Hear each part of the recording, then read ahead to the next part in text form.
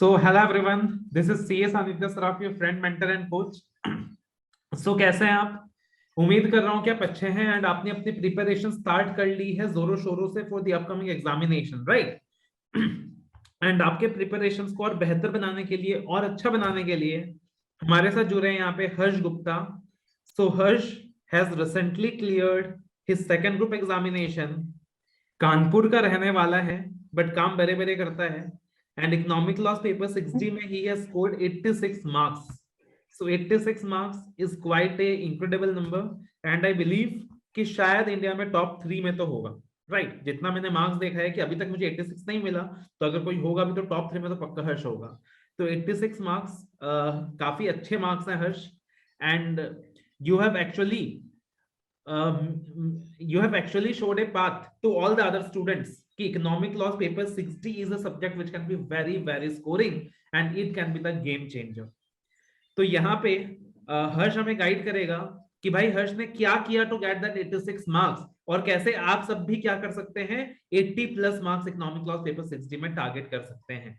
कभी भी किसी की स्ट्रेटेजी कॉपी नहीं करनी होती, बट अगेन हम लोग उससे लर्निंग्स डिराइव कर सकते हैं. तो हर्ष जो भी बोलेगा जरूरी नहीं है कि आप उसे कॉपी करें अपने लाइफ के अंदर, बट आप उससे डेफिनेटली लर्निंग्स डिराइव कर सकोगे और एक मोटिवेशन ले सकोगे कि यार मैं भी इस सब्जेक्ट के अंदर 80 प्लस मार्क्स ला सकता हूं. तो हर्ष, स्टार्ट विद द बेसिक्स. आपका एग्जाम दिसंबर में? या यस सर, दिसंबर में था मेरा एग्जाम एंड आपसे ही क्लासेस ली थी और आपके क्लासेस के थ्रू जैसा जैसा आप क्लास में बताते कहते वही strategy step by step follow करके ही आगे बढ़ा हूं मैं. तो डेफिनेटली काफी अच्छा रिजल्ट आया है मेरा. मैंने भी इतना एक्सपेक्ट नहीं किया था, बट आई थिंक वो छोटी छोटी हैबिट्स जो इकोनॉमिक लॉ को पढ़ते वक्त फॉलो करी हैं उसी का रिजल्ट है ये. So yes sir. ओके, तो स्टार्ट विद एवरीथिंग, क्योंकि अपने को स्टूडेंट्स को गाइड करना है हर एक चीज की. भाई हर एक बच्चा जरूरी नहीं है मुझसे क्लास ले. बहुत सारे स्टूडेंट्स ऐसे होंगे जो सेल्फ स्टडी कर रहे होंगे या मे बी किसी और से क्लासेस ले रहे होंगे. तो क्या पता वो लोग भी कुछ लर्निंग्स डिराइव कर सकें from this very video, right? तो हर्ष, सबसे पहले आपने जब क्लासेस परचेज किया तो आपने क्लासेस कब लिया था और आपने कब तक क्लासेस कंप्लीट कर ली थी? Sir, I think I bought your classes around July end or August beginning, and वो 1 month में अप्रोक्स खत्म हो गई. ओके, 1 मंथ में आपने कंप्लीट कर लिया था क्लासेस. फाइन.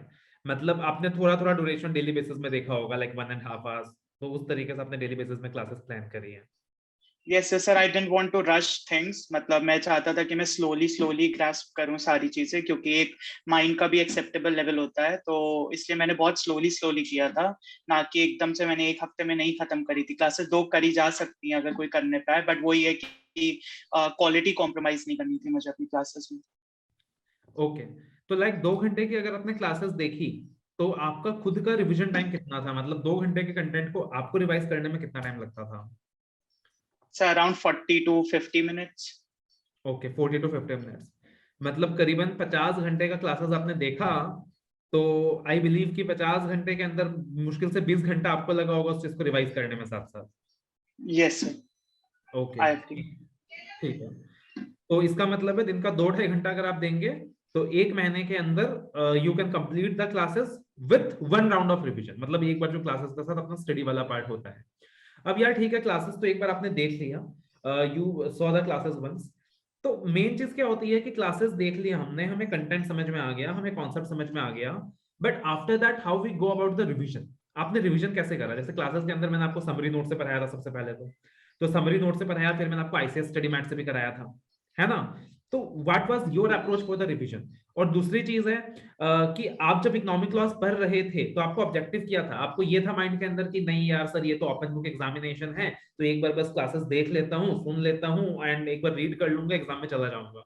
या फिर जो मैंने आपको क्लास के अंदर बताया था कि देखो कभी भी इसको ओपन बुक ट्रीट नहीं करना है, यही मान के पढ़ना है कि अपना ये पेपर 4 को जैसा हम इज्जत देते हैं, पेपर 3-4 को ऑडिट लॉ को, वैसे ही इकोनॉमिक लॉस पेपर 60 को इज्जत देना है. उसको ओपन बुक ट्रीट नहीं करना है. ओपन बुक का जो एडवांटेज आएगा वो अपने आप आएगा. That's a residual advantage, additional advantage. तो एग्जैक्टली आपका क्या अप्रोच था? एंड आई बिलीव कि जो जेन्युइन आप वही बताना. ऐसा नहीं है कि आप मेरे साथ बैठे होते अकॉर्डिंगली आपने बता दिया. अगर आपने ओपन बुक की तरह ट्रीट किया था वही चीज बताना. तो No, sir, I definitely sir definitely उसको ओपन बुक तो बिल्कुल भी नहीं ट्रीट किया है, मतलब ये नहीं कि एग्जैक्ट वर्ड टू वर्ड नहीं याद किया था, बट डेफिनेटली अपने मन में एक मतलब समझ लिया था मैंने काफी अच्छे से। क्योंकि ओपन बुक में एक चीज तो है कि आपको लैंग्वेज तो आप बुक से देख सकते हो, बट ये है कि उसको जितना ज्यादा मेमोराइज कर सकते हो अपनी ओन लैंग्वेज में, हिंदी में हो गया, जिसमें भी इंसान कंफर्टेबल है, तो मैंने वो स्ट्रैटेजी यूज करी थी। और रिविजन के लिए I firstly picked up your summary notes. मैंने समरी नोट्स को काफी अच्छे से किया था, मतलब एक पॉइंट ऐसा हो गया था कि मुझे हेडिंग्स पढ़ के ही अंदर का कंटेंट याद आने लग गया था। तो पहले समरी नोट्स को आपके अच्छे से एक बार गो थ्रू करा था, then I switched on to the module ICI का मटेरियल। तो ये रहा था मेरा अप्रोच। ओके तो क्लासेस के बाद आपने कितना समय दिया रिवीजन के लिए, या फिर सीधा एग्जाम से पहले आपने एक महीना पहले उस कंटेंट को उठाया, इकोनॉमिक लॉस को उठाया? नहीं सर मैंने ये सोच रखा था कि I won't leave touch from the subject. तो ये तो मैं सबको बोलना चाहूंगा कि ऐसा नहीं है कि आपने क्लासेस करी और फिर छोड़ दिया तो उसका कोई पॉइंट नहीं है, क्योंकि आपको फिर से स्क्रैच से स्टार्ट करना पड़ेगा, स्पेशली थ्योरेटिकल सब्जेक्ट्स में। तो मैंने टच तो नहीं खोया था। जैसे ही आप जैसे ही क्लास खत्म होती थी मैंने डेली टू डेली रिवाइज किया, और जब सारी क्लासेस खत्म हो गई then again I started from the scratch. तो अगेन वही रेरा और ये सब फिर से करते करते करते फिर मैंने पूरा रिवीजन कंप्लीट किया। तो मैंने टच नहीं खोया बिल्कुल भी। तो मैं ऐसा था कि मैं दिन का 1 घंटा या 2 घंटा जिस हिसाब से भी मेरी प्लानिंग थी मैं उस हिसाब से देता रहता था डेली बेसिस में। ओके और रिवीजन करते वक्त किस चीज ने आपको सबसे ज्यादा हेल्प करा, किन चीजों ने आपको सबसे ज्यादा हेल्प करा? Like multiple things have provided you for revision, the revisionary videos in YouTube, the voice clips, the summary notes. तो प्रोवाइड तो मैंने बहुत कुछ किया है, बट आपको किस चीज ने सबसे ज्यादा हेल्प करा कि sir this are the things that actually help me out for the revision purpose? Sir एक नहीं दो चीजें बोलूंगा। एक तो आपके समरी नोट्स और आपके जो भी वॉइस क्लिप्स और यूट्यूब में वीडियोस हैं, इन्होंने बहुत हेल्प किया है मुझे। क्योंकि जब भी मैं आईसीआई के मॉड्यूल में जंप करता था तो मुझे बहुत इजीली और कम शॉर्टेज ऑफ टाइम में मैं उसको कवर कर लेता था, और मुझे काफी इफेक्टिव लगता था। Because once you have heard it and then again you are reading the same thing, so it's kind of very beneficial और वो ज्यादा रिकॉल होता है चीजें। ओके एंड समरी नोट्स, तो जैसे आपने बताया कि समरी नोट्स आपने काफी बार किया, यूट्यूब वीडियोस आपने काफी बार देखे, वॉइस टिप्स आपने काफी बार सुना, बट आईसीएस स्टडी मैट आपने देखा कि नहीं देखा, कि बिना आईसीएस स्टडी मैट देखे हो गया? आईसीएस स्टडी मैट कितनी बार देखा? ऑफ सर 2 बार मैंने कंप्लीट रीडिंग करी थी आईसीआई स्टडी मैट की, और अच्छे से रीडिंग करी थी। ये नहीं कि बिल्कुल भी उसको इग्नोर किया था, बहुत अच्छे से रीडिंग करी थी मैंने आईसीआई के मैट की 2 बार रीडिंग मैंने बहुत अच्छे से की थी। ओके जब आप आईसीएस स्टडी मैट रीड करते हो, जैसे आपने बताया कि आपने 2 बार रीड करा आफ्टर दी क्लासेस, क्लासेस के साथ एक बार किया वो तो अलग है, तो आपने जैसे बताया 2 बार आपने रीड करा, तो what was your approach? Word by word study mat को रीड करना है स्टार्टिंग से एंड तक, या फिर आपका अप्रोच क्या था स्टडी मैट को रीड करने का, पढ़ने का? सो स्टार्टिंग से एंड तक वर्ड बाय वर्ड तो डेफिनेटली नॉट, क्योंकि कई जगह आपने मार्क करा रखा था कि ये आप ओपन बुक का भी एडवांटेज ले सकते हैं। तो जो आप क्लासेस में बताते थे कि ये सेक्शन सबसे ज्यादा अटमोस्ट इम्पोर्टेंट है, उसके बाद ये सेकंड उसमें है, तो उनको मैं काफी अच्छे से रीड करता था। और जो रहे रेसिडुअल टॉपिक्स जो लगता था कि इतने इंपॉर्टेंट नहीं, उनको मैं इंडेक्सिंग के थ्रू और कोई अपना मतलब जॉट डाउन कर लेता था बुक में ही, कि जिससे कि एंड डे पे मैं उसको बस रीड करके जल्दी से फिनिश ऑफ कर सकूं। ओके ठीक है। तो जैसे आपने क्लासेस लगभग एक महीने में कंप्लीट करा, मतलब मैं मान लेता हूँ कि सितंबर फर्स्ट वीक तक आपने क्लासेस कंप्लीट कर लिया, right? Yes sir. Classes complete करने के बाद immediately you started with the questions practice as well, या फिर आपने पहले कॉन्सेप्ट को ही रिवाइज करा उसके बाद आप क्वेश्चंस पे गए? सर क्वेश्चंस तो मैंने काफी एंड पे उठाए थे, क्योंकि टाइम क्रंच रहता है। मेरा मेन फोकस था कि मैं कंटेंट को काफी अच्छे से कर लूं, क्योंकि क्वेश्चंस तो कुछ भी आ सकते हैं। क्वेश्चंस मैंने काफी एंड में उठाए थे। कंटेंट में जब मुझे बहुत अच्छी पकड़ हो गई थी कि काफी अच्छी होल्डिंग हो गई थी कंटेंट को, then only I switched on to questions practice, और फिर वो मेरा इजीली होता रहा क्योंकि मुझे कंटेंट इतने अच्छे से याद हो चुका था। ओके और कितने क्वेश्चंस प्रैक्टिस करे आपने, कब स्टार्ट किया था? जब आपने बोला लेट स्टार्ट किया था, कब स्टार्ट किया था, कितने क्वेश्चंस प्रैक्टिस करें? So questions I started nearby before 20 to 25 days of exam. तो मतलब मैंने दिसंबर में एग्जाम्स थे, तो मैंने दिसंबर के एग्जाम्स थे तो मैंने नवंबर में चालू कर दी थी केस स्टडीज वगैरह। तो आई स्टार्टेड इन नवंबर, और मैंने अप्रोक्स 40 to 45 केस स्टडीज देखी थी। 40 to 45 केस स्टडीज देखी थी।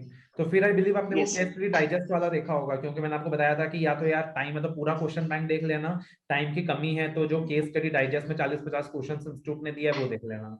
तो फिर आई बिलीव आपने यस सर। डाइजेस्ट वाला क्वेश्चन देखा है। Yes sir. Case study digest वाला, ओके। यस तो सर, उससे कोई केस स्टडी क्वेश्चन, डाइजेस्ट। तो उससे कोई क्वेश्चन रिपीट आया एग्जाम में? यस सर, 2 फंसे थे क्वेश्चंस, और पर तब भी मेरी स्ट्रैटेजी यही थी एग्जाम में कि मुझे कॉपी नहीं करना है उनको पूरा एज इट इज, तो मैंने उसको अपनी लैंग्वेज में काफी मोल्ड करके लिखा था, क्योंकि मुझे पता था कि सभी के पास बुक है तो कोई ऐसा डिफरेंशिएटर फैक्टर नहीं बन पाएगा, इसलिए मैंने उसको एग्जाम में, मुझे पता था कि ये कहाँ से, तो भी मैंने उसको अपने हिसाब से लैंग्वेज फ्रेम करके लिखी थी। ओके, ठीक है। तो 40 से 50 केस स्टडीज प्रैक्टिस कर लिए। टाइम है तो यार मैं तो ये एडवाइस करूंगा पूरा क्वेश्चन बैंक करना, बट टाइम नहीं है तो ठीक है, जितना कर सको उतना कर लेना, एटलीस्ट केस स्टडी डाइजेस्ट वाले कर लेना, राइट। बाकी टाइम में तो पूरा यस क्वेश्चन सर। बैंक आपको मिलता है, you practice all the questions. तो एग्जाम तक मतलब आपने इकोनॉमिक लॉस को रेगुलर बेसिस में इज्जत दिया है, क्लासेस खत्म होने के बाद भी 1.5 घंटे डेली दिए हैं, 1 महीने तक कॉन्सेप्ट में काम किया है, फिर क्वेश्चंस की प्रैक्टिस स्टार्ट करी है। सिर्फ ऑरल रीडिंग करा है या फिर रिटन प्रैक्टिस भी करा है आपने? सर मैंने 2 एमटीपी सॉल्व करे थे, और कुछ केस स्टडीज मैंने रैंडम बेसिस में रिटन प्रैक्टिस भी करी थी, क्योंकि पहले तो मैंने जब स्टार्ट किया तब मुझे प्रॉब्लम हो रही थी, फिर जब मैंने 2-3 किया और जब एक पूरी एमटीपी सॉल्व कर ली थी तब मुझे काफी इजी लगने लगा, फिर मुझे एग्जाम में भी आंसर फ्रेम करने में प्रॉब्लम नहीं हो रही थी। Okay. And what about section numbers? Section numbers आपने लर्न किया या फिर इट वाज जस्ट दैट कि ठीक है ओपन बुक का एडवांटेज मिल जाएगा, या सेक्शन नंबर्स आपने याद भी करा? सर सेक्शन नंबर का मैंने बेसिकली क्या बोलते हैं, इंडेक्स के थ्रू जो मुझे याद हो गया, मैंने बहुत स्पेसिफिक एम्फेसाइज नहीं किया था, बट हाँ जो मुझे सेक्शन नंबर याद हो गए थे वो हो गए थे, वरना मैंने कोई ऐसा स्पेसिफिक एम्फेसाइज नहीं किया था सेक्शन नंबर्स पे। ओके, बट जो याद हो गए थे एटलीस्ट, जो इंपॉर्टेंट वाले बताए थे मैंने, यस सर। हाँ। यस सर, जो आपने इंपॉर्टेंट वाले बताए थे वो तो ऑटोमेटिकली क्लास और उसी के बाद तुरंत रिवीजन से ही याद हो जाते हैं, तो ऐसे ही किया था सर। और आईसीआई ने जो जुडिशियल केस स्टडीज का लिस्ट दिया था आपको, जुडिशियल प्रोनाउंसमेंट्स का, तो डिड यू रेफर दैट या फिर इग्नोर कर दिया था उसने? सर जो केस लॉ की आपने यूट्यूब में क्लास डाली थी तो उसी को मैंने देख ली थी, और थोड़े बहुत जो केस स्टडीज में रेफरेंस आता था तो मैं मार्क कर लेता था उनको, तो मैं बस स्पेसिफिकली उन्हीं को देख के गया था, सारे नहीं देखे थे मैंने, जो भी उनकी केस स्टडी डाइजेस्ट में मुझे अगर रेफरेंस मिल गया और जो आपने यूट्यूब क्लास में दिखाया था तो मैंने उन्हीं को बस पढ़ा था, और मैंने बाकी सारे तो नहीं किया था। ओके। एग्जाम से पहले जो 1.5 डेज था, उसमें आपका रिवीजन का क्या स्ट्रैटेजी था? Like how you went about the revision of the subject? Sir summary notes, और उसके बाद जो मैंने कुछ अपने नोट्स भी बना रखे थे, कोई केस स्टडी का रेफरेंस, कोई इंपॉर्टेंट केस स्टडी मार्क कर रखी, हार्डली 5-6 ही मार्क करी थी मैंने, सारी नहीं की थी, और उसके बाद आईसीआई मॉड्यूल। उसके बाद आईसीआई मॉड्यूल। अच्छा, इंडेक्स ने आपका कितना हेल्प करा in economic laws paper 60, the index I provided? Sir index तो it was indeed a saviour, क्योंकि एग्जाम में मुझे टाइम क्रंच नहीं पता चला, क्योंकि वो इंडेक्स था जिसने बहुत क्विकली, मैं एक पेज से दूसरे पेज पे दूसरे सेक्शन पे बहुत इजीली जंप कर पा रहा था, तो it was definitely a time saver. और एक इंडेक्स होने के बाद मेरे साथ ऐसा हो चुका था कि एंड में मुझे इंडेक्स पढ़ के ही हेडिंग्स के अंदर का कंटेंट थोड़ा थोड़ा याद होता था, क्योंकि मैं जब भी रीडिंग भी करता था तो इंडेक्स अपने बगल में रख के रीड करता था उसको। काफी इंपॉर्टेंट चीज बताई है यहाँ पे हर्ष ने। जितने भी बच्चे वीडियो देख रहे हैं मार्क कर ले, मैंने क्लास में भी मैं सजेस्ट करता हूँ कि भाई जब तुम पढ़ रहे होते हो इंडेक्स को साथ में रखो, बाजू में रखो, इंडेक्स को बार देखते रहो, ये टॉपिक इंडेक्स में कहाँ है। तो क्या होता है कि जब तुम बार बार देख रहे हो ना, तुमको ये भी याद हो जाता है, लगभग आइडिया लग जाता है कि 20 पन्नों का तो इंडेक्स भी होता है, तुमको एक्जैक्ट आइडिया लग जाता है कि इंडेक्स में ही टॉपिक कहाँ मिलेगा, तो तुम फटाफट बुक में जा पाओगे। और पहले तुमने इंडेक्स देखा ही नहीं होगा, तुम सीधा एग्जाम हॉल में लेके चले जाओगे ना, तो वो इंडेक्स भी तुमको अपना सा नहीं लगेगा, वो इंडेक्स भी तुमको पराया लगेगा। और तुम 4 से 5 बार इंडेक्स को देख चुके होगे तो वो इंडेक्स भी तुमको अपना लगेगा, राइट। तो please do that as well. Exactly sir. अब एग्जाम हॉल में आप गए, 15 मिनट का आपको रीडिंग टाइम मिला, तो 15 मिनट का रीडिंग टाइम को आपने कैसे यूटिलाइज करा? सर सबसे पहले मैंने हर केस स्टडी के एमसीक्यू और सब्जेक्टिव आंसर देखे, तो 2 या 3 मतलब मैंने बिल्कुल पक्का कर लिया कि मुझे पहले यही करने हैं, जिससे कि मैं काफी ज्यादा स्कोरिंग कर सकूं। तो मेरे 15 मिनट में 2 केस स्टडीज ऐसी थी जो मैंने सेलेक्ट कर ली थी कि पहले मैं ये वाली करूंगा, दूसरी ये करूंगा, तीसरी चौथी, और बाकी रिमेनिंग में थोड़ा बहुत था कि इसमें बुक का रेफर लेना पड़ेगा अगर डाउट है कहीं पे, तो वो भी इजिली मैनेजेबल हो गया था। बट फर्स्ट 15 मिनट्स में आई मेक श्योर कि कौन सी 2 से 3 ऐसी केस स्टडीज है जो मुझे पहले करनी है सबसे पहले, ओके। जिससे एक माइंड में क्लैरिटी हो। जैसे बच्चे माइंडसेट के साथ जाते हैं एग्जाम के अंदर ना कि ठीक है यार ओपन बुक को पढ़ के चले जाएंगे, बुक देखकर एग्जाम में लिख लेंगे, जबकि प्रैक्टिकली वो पॉसिबल नहीं होता, टाइम मिल नहीं पाता कि you refer the book for everything. मैं हमेशा कहता हूँ कि काफी आंसर्स आपको खुद से आना चाहिए कि आपको अब बुक रेफर करने की जरूरत ना पड़े। तो एग्जाम हॉल में जब आप गए आउट ऑफ 100 मार्क्स, कितने मार्क्स ऐसे होंगे कि यार जिसके लिए आपको बुक रेफर ही नहीं करना पड़ा, एंड कितने मार्क्स ऐसे होंगे जिसके लिए आपने बुक रेफर किया होगा? सर एमसीक्यू तो क्लियर कट मुझे बुक बिल्कुल भी रेफर नहीं करना पड़ा, और आंसर्स भी मुझे आते थे जो डायरेक्ट टाइप के आंसर्स है, बट वही डेफिनेटली लैंग्वेज मैंने नहीं इतनी अच्छे से करी थी, तो ऑफ कोर्स उसके लिए बुक तो देखना पड़ा, but for MCQ I was 100% sure कि मुझे बुक नहीं देखनी पड़ी, क्योंकि मुझे सारे ही एमसीक्यूज ऑलमोस्ट आते थे एग्जाम में, और सब्जेक्टिव के लिए डेफिनेटली मैंने बुक रेफर करी थी। दो मुझे आंसर्स पता थे कि ये वाला सेक्शन है यहाँ पे होगा, बट या फॉर फ्रेमिंग द आंसर मुझे बुक रेफर करनी पड़ी थी। ओके, एंड लाइक आपने जब बुक रेफर करा फॉर फ्रेमिंग द आंसर्स, तो आपने एग्जैक्टली कॉपी पेस्ट करा, क्योंकि मेजॉरिटी जनता यही करती है कि बुक उठाया कॉपी पेस्ट करना शुरू, या फिर आपने उसमें कुछ मॉडिफिकेशन भी करा, या फिर you exactly copy pasted what is given? Sir as ये बहुत पहले से माइंडसेट था कि क्योंकि बुक ओपन बुक है तो सभी के पास बुक होगी, तो कोई एक डिफरेंशिएटर फैक्टर लाना पड़ेगा। तो डेफिनेटली प्रोविजंस में तो आप एक एक्सटेंट तक ऑल्टर कर सकते हो, बल्कि नहीं कर सकते हो, तो बट मैंने फोकस करा कंक्लूजन वाले पैराग्राफ, और जिस पैराग्राफ में कनेक्ट करते हैं प्रोविजन से, तो मैंने उसको पूरा अपने लैंग्वेज में फ्रेम करके लिखा था, कि जिससे कि एग्जामिनर को ये लगे कि मैंने कुछ ज्यादा मतलब अलग लिखा है आंसर में, तो इस वजह से।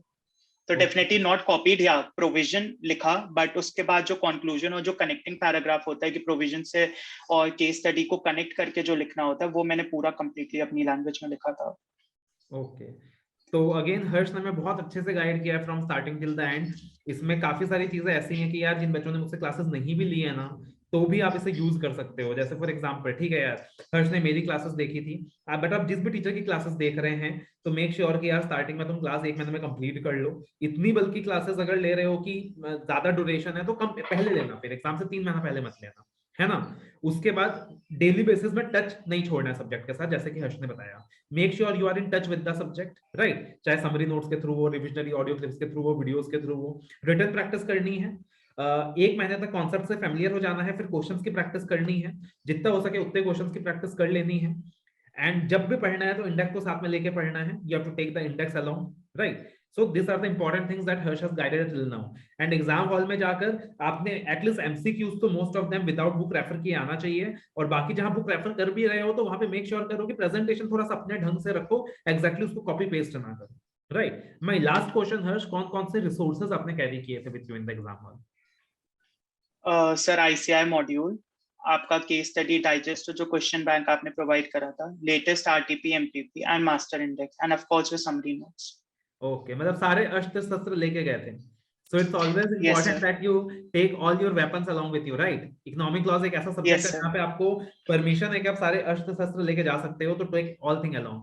लेकिन एक चीज याद रखिएगा, मैं आपको बता रहा हूँ, सिर्फ आप रिसोर्स लेकर जा रहे हो, लेकिन उस रिसोर्स से आपने प्यार नहीं करा हुआ, उससे मोहब्बत नहीं करी हुई है, वो रिसोर्स एग्जाम में काम नहीं आएगा। समरी नोट्स तब काम आएगा जब आपने 4 से 5 बार कर रखा है। आईसीएस स्टडी मैट तब काम आएगा जब एटलीस्ट 2 बार आपने गो थ्रू कर रखा है। वो क्वेश्चन बैंक भी तब काम आएगा जब आपने एक बार क्वेश्चन बैंक को गो थ्रू कर रखा है।